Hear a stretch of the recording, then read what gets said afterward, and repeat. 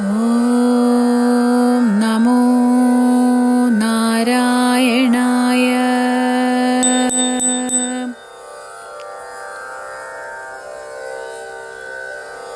ശ്ലോകം 5.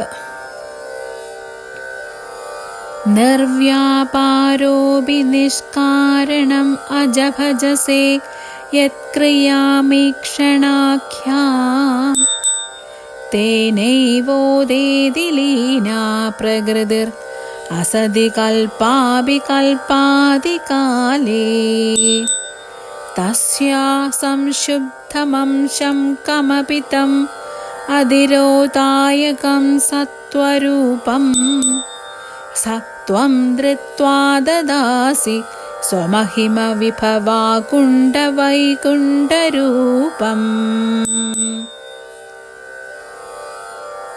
വിശദീകരണം. ഇവിടെ നിർഗുണ ബ്രഹ്മം സഗുണ ബ്രഹ്മമായി പരിണമിക്കുന്നതിനെ ബോധിപ്പിക്കുന്നു. അതായത് ബ്രഹ്മം മായയെ അവലംബിച്ച് സൃഷ്ടികാര്യങ്ങളിൽ വ്യാപൃതനാകുന്ന കാര്യം പറയുന്നു. ഹേ ഭഗവാൻ, അങ്ങ് നിർവാപരനാണെങ്കിലും യാതൊരു കാരണവും കൂടാതെ അജനായി ക്രിയ ചെയ്യുന്നതായി കാണുന്നു. ശുദ്ധ ബ്രഹ്മത്തിന് ചെയ്യേണ്ടതായി യാതൊന്നും തന്നെയില്ല. എന്നിട്ടും അങ്ങ് കൽപ്പാതി മുതൽ സൃഷ്ടിസ്ഥിതി സംഹാര കാര്യങ്ങൾ മായയെ അവലംബിച്ച് പ്രകൃതിക്ക് അനുകൂലമായി ചെയ്തുകൊണ്ടിരിക്കുന്നു. പിന്നെ അങ്ങയുടെ ആ അംശങ്ങളെല്ലാം കൽപ്പാന്തത്തിൽ അങ്ങയിൽ ലീനമായി തിരോഭവിക്കുന്നു. അപ്പോഴും ഭഗവാനെ, അങ്ങ് സ്വന്തം മഹിമയാൽ സ്വവൈഭവം കൊണ്ട് സ്വരൂപം ധരിച്ച് വൈകുണ്ഠത്തിൽ വിഷ്ണുരൂപത്തിൽ വിരാജിക്കുന്നു. സഗുണരൂപം മായ കൊണ്ട് പ്രപഞ്ചരൂപമായി വിരാജിക്കുന്നു. തൻ്റെ ഒരു ചെറിയ അംശം കൊണ്ടാണ് പ്രപഞ്ചകാര്യം ചെയ്യുന്നതെന്നും ഭഗവാൻ ഗീതയിൽ പറയുന്നുണ്ട്. ഗീതയിലെ അധ്യായം 3 ശ്ലോക 22.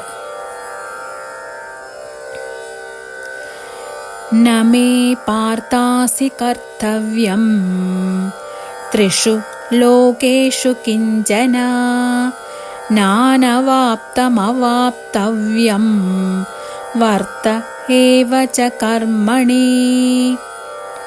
വിശദീകരണം. പാർത്ഥ, എനിക്ക് ത്രിലോകങ്ങളിലും ചെയ്യേണ്ടതായ കർമ്മം ഒന്നുമില്ലെങ്കിലും ഞാൻ പ്രവർത്തിച്ചു കൊണ്ടേയിരിക്കുന്നു. എന്തെന്നാൽ ഇക്കാണുന്ന ലോകത്തിൻ്റെ കാരണനായുള്ളവൻ താനാണ്. എനിക്കൊന്നിനോടും ഒരു ബന്ധവുമില്ല. എനിക്ക് കിട്ടേണ്ടതായും കിട്ടാത്തതായും ഒന്നുമില്ല. പിന്നെ അജ്ഞാനികളായ ജനങ്ങൾക്കു വേണ്ടി, അവരുടെ ശ്രേയസ്സിനു വേണ്ടി ഞാൻ കർമ്മം ചെയ്യുന്നു.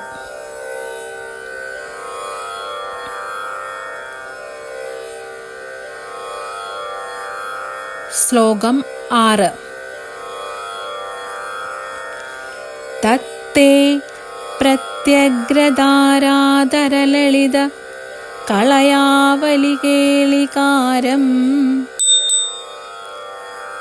ലാവണ്യസൈകസാരം സുഹൃതി ജനദൃശാം പൂർണ്ണപുണ്യാവതാരം ലക്ഷ്മീ നിശങ്കലീലാനിലയനം അമൃതസ്യന്ദസന്തോഹമന്ദഃ സിഞ്ച സഞ്ചിന്തകാനാം വപു അനുകലയേ മാരുതാകാരനാഥ.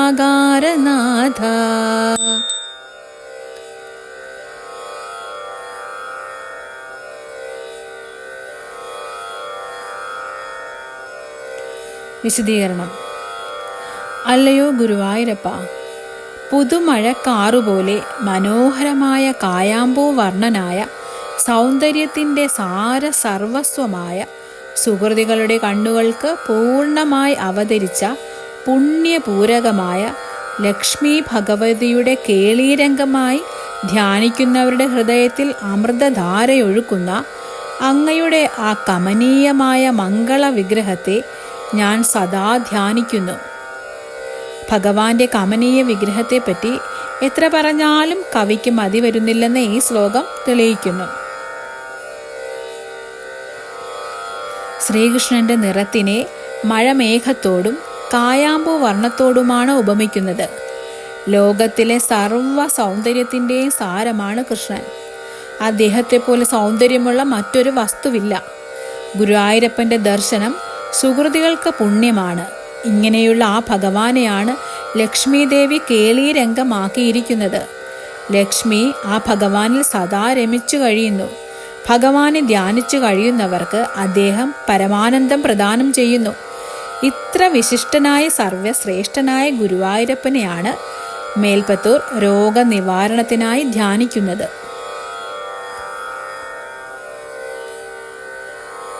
ഹരേ രാമ രാമ രാമ ഹരേ ഹരേ, ഹരേ കൃഷ്ണ കൃഷ്ണ കൃഷ്ണ ഹരേ ഹരേ.